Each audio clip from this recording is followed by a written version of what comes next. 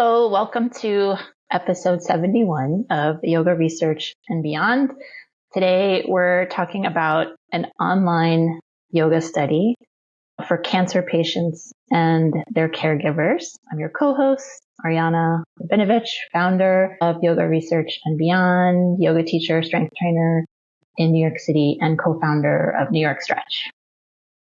Hi, I'm Jules Mitchell, and I run a 300-hour yoga teacher training that's heavy in biomechanics and research literacy. So that's one of my favorite topics. And this paper is dear to my heart because I've actually had some experience in a similar subject. So I can't wait to dive in and tell you all more about it. Yeah, so this is not an actual study. It's a plan of a study. And it was published in 2023, the BMJ, British Medical Journal. It's an open access article, so highly recommend you go check out the full thing. The title, long title, Study Protocol for a Multi-Center Randomized Controlled Trial Evaluating the Efficacy of an Online Yoga Intervention in High-Grade Glioma Patients and Their Caregivers, the YONOTA-O trial. I'll go into what YONOTA-O stands for. It's just an acronym. The authors, Antonio Robbi and Antonia, probably a female, and her colleagues.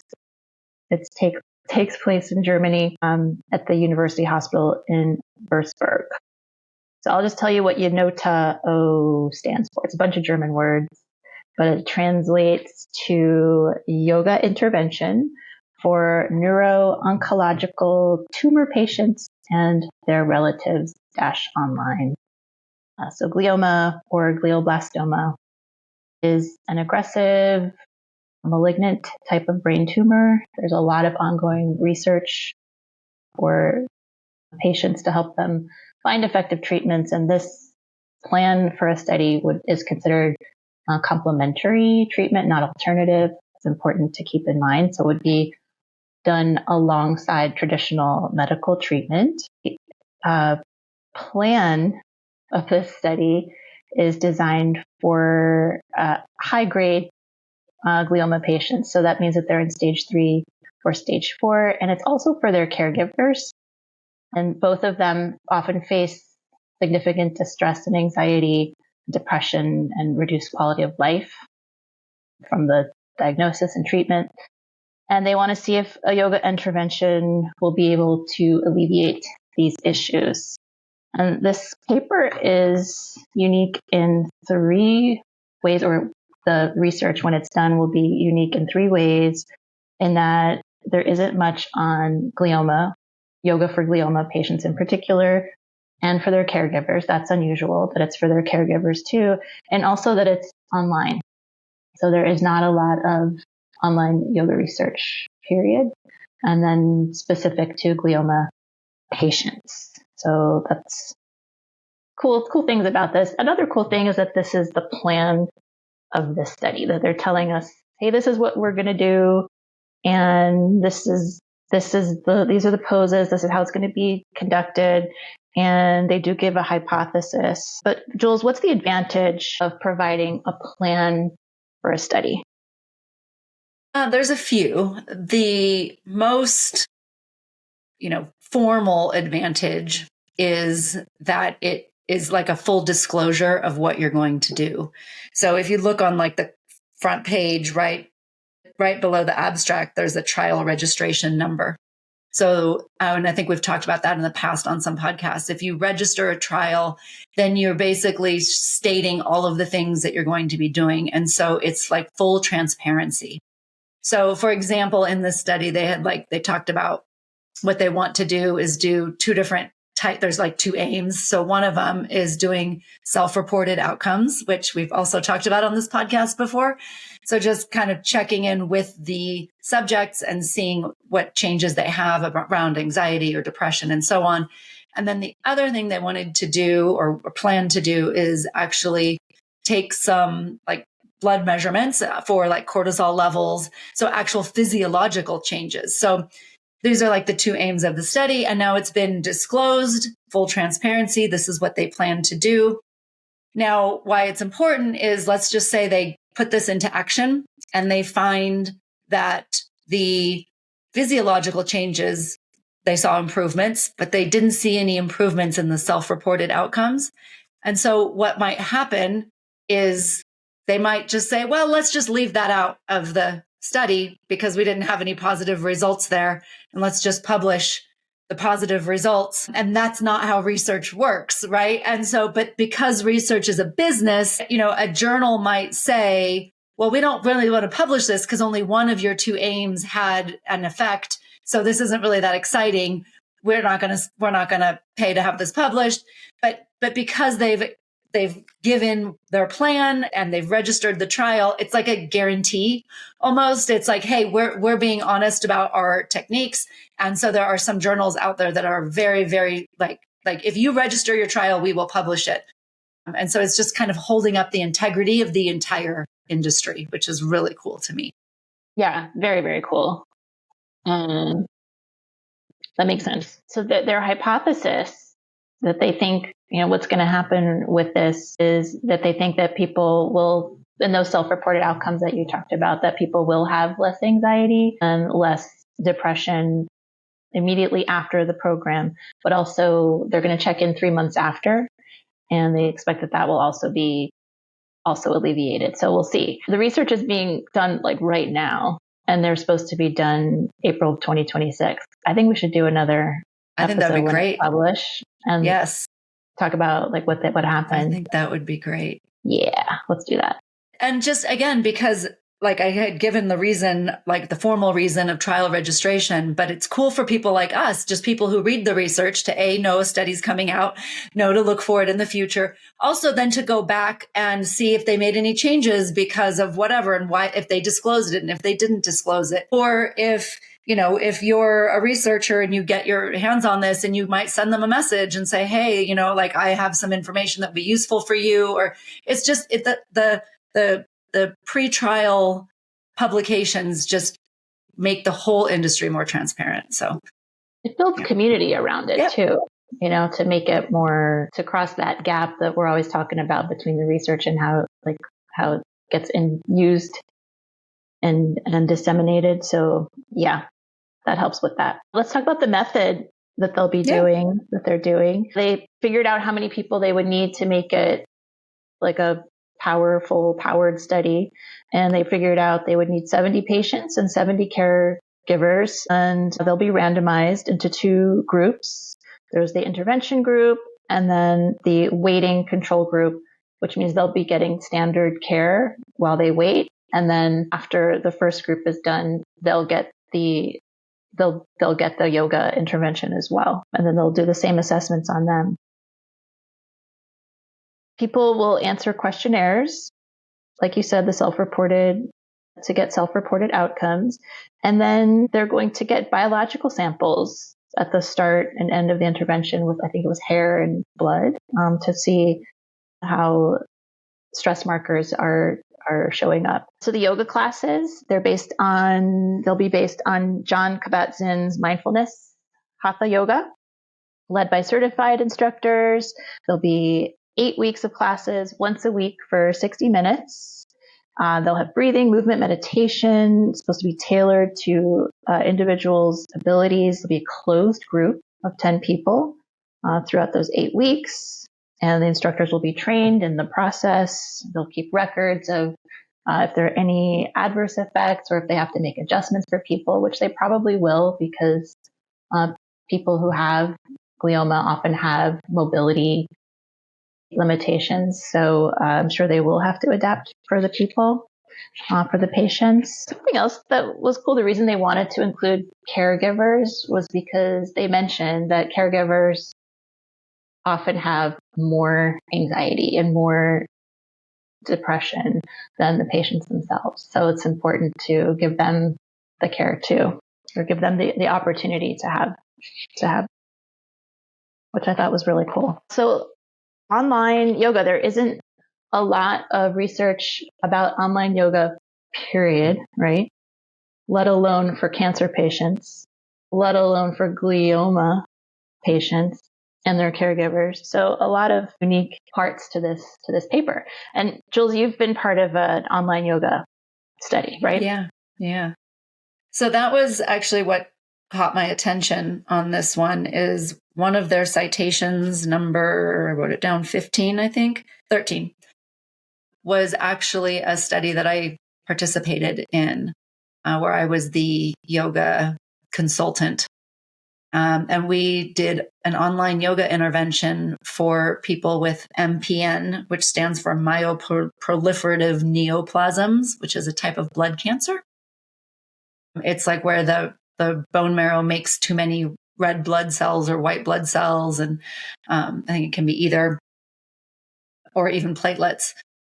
So we were looking at yoga as an intervention, and we actually chose online. And this was like 2015, 2016, 2015, I think, when we were working on this, maybe even 2014, to be honest.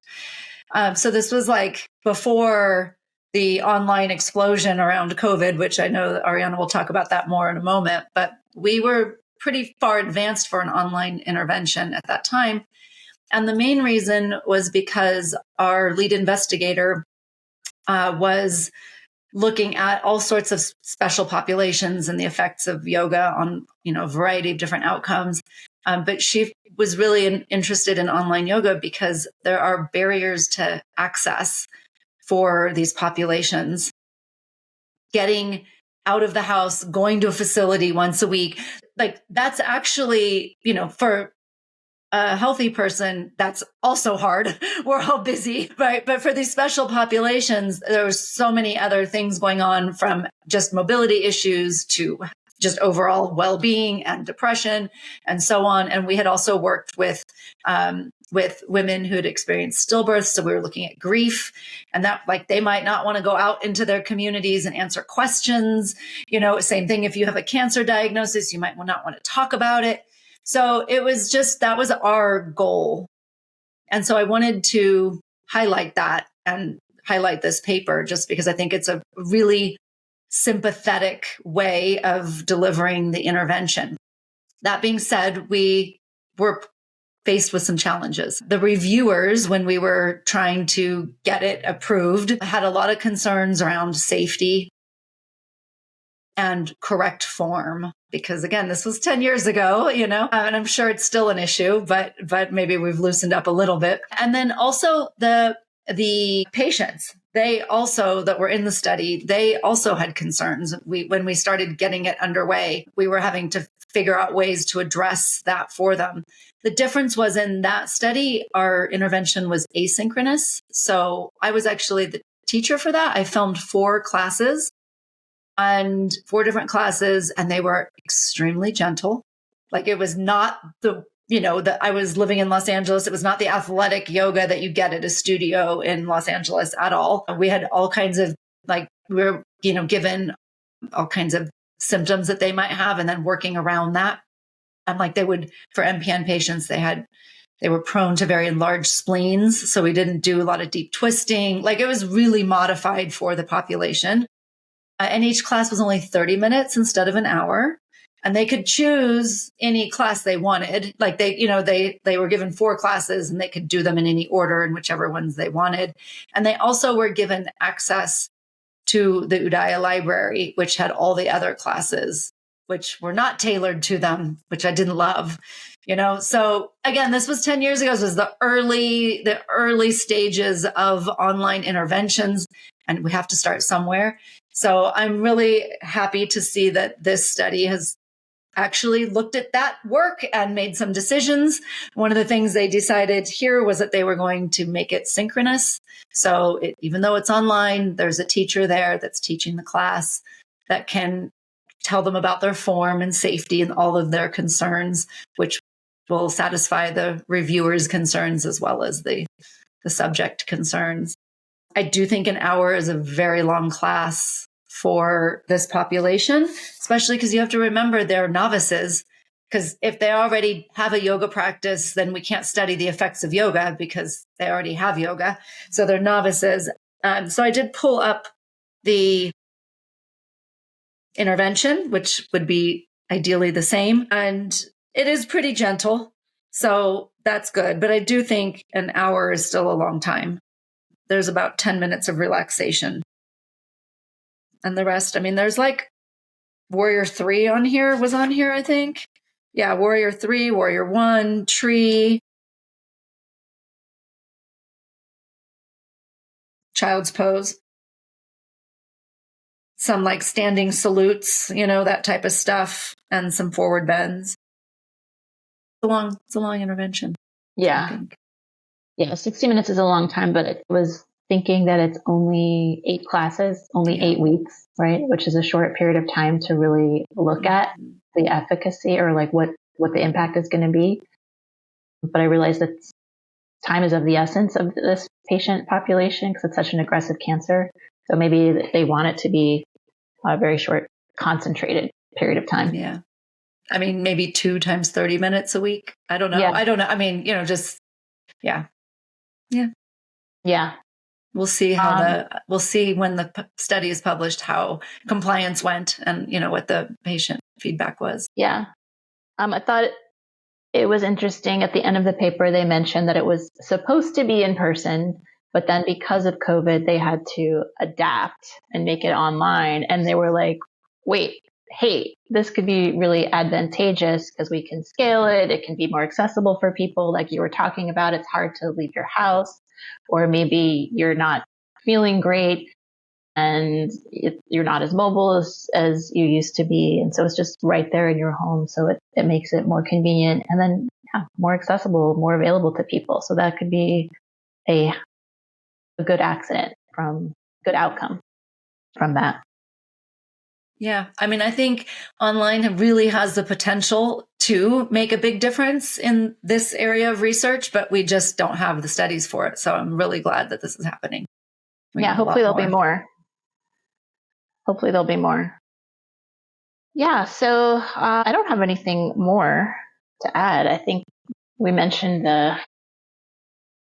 Yeah, I don't really either. My notes were about the synchronous stuff, about the async, and then about the struggles that they had with safety and form and all of that.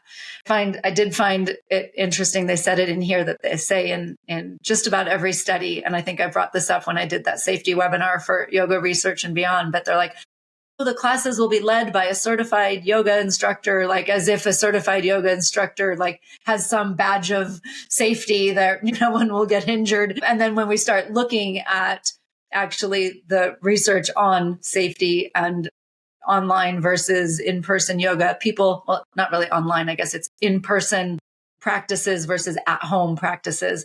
And people are far less likely to get injured when they practice at home, because they don't push themselves in the same way that they do. So I think that's really interesting.